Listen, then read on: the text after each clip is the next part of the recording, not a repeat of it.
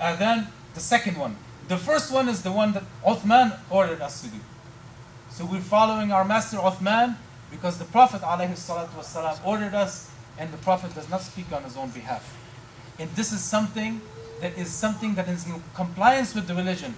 What is wrong with giving a second adhan if it is in compliance with the religion?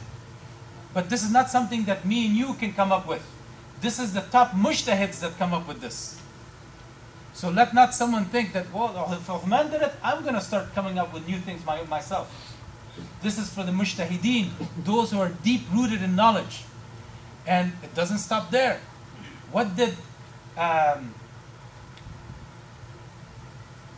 the companion Khubayb ibn Adi radiyallahu anh, when he was with a group, the Muslim leader were surrounded and they were attacked by the kuffar and they were killed.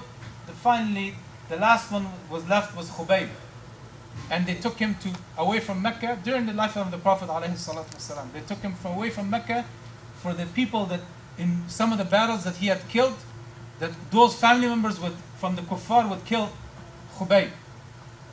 And when he was in chains, they put him in chains. One of the women who later became Muslim, she saw him eating grapes when in Mecca no one could find a grape at that time. This was a karama from him. And when they wanted to take him, he said a few lines of poetry. He said, let me pray 2 rak'atayn khafifatayn, 2 light rak'ahs, so that they would not think that he's delaying his death. He said, had it not been that they would think that I'm delaying my death, I would have prayed more. He prayed 2 light rak'ahs before death. And they told this to the Prophet ﷺ. The Prophet did not object on him, saying, why did you come up with something that I did not order you to do? But rather, it is sunnah to pray 2 rak'ahs if you're going to be killed unjustly. And before your death, it is sunnah to pray 2 rak'ah, light rak'ahs before death. And Khubayb came up with this. It doesn't stop there. The great master, the wali, the imam, the mujtahid, Umar ibn Abdul Aziz radiyallahu anh, during his time, he did the mihrab. The mihrab al-mujawwaf, the one that has like this shape that it didn't exist at the time of the Prophet ﷺ. The Prophet did not order us to make the mihrab. Umar ibn Abdul Aziz made this mihrab because 2 reasons. One is, if there's a lot of crowd, the imam would be in front of them and no one's prayer would be invalidated by standing in front of the imam. The second reason is the mihrab is made towards the direction of the qibla. If hundreds of years passes on this and scholars come in that place and they all agree that this is the qibla, then the person Muslim does not need to check. But if it's a new masjid, then check. If it's not done by scholars, not checked by scholars, then you need to check which way is the qibla before you pray in it.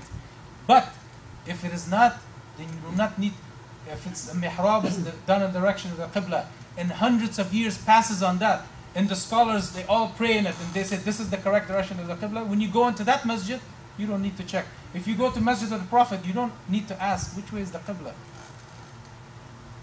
If you know this is the way, the qibla, like if somebody tells you this is the way of the qibla, this is the way of the mihrab, you see it, you don't need to go look at the sun and the moon and your compass to check. Because why? The Prophet prayed it. If you go into masjids where the companions, till now, that masjid exists, and the mihrab is in the way of the qibla, you don't need to check. So that's another reason for the mihrab. It doesn't stop there. Yahya bin Ya'mar is the first companion that put dots on the Quran. The Quran, some of you guys can look on the internet. In the Quran, if you look, the Quran that's did by Uthman, if you look it up, you'll see the picture of it. It has no dots on it. It has no fatha, no kasra, no dhamma. And it has no shadda. And it has no dots. So the ba would not be with a dot. The ta would not be with a dot.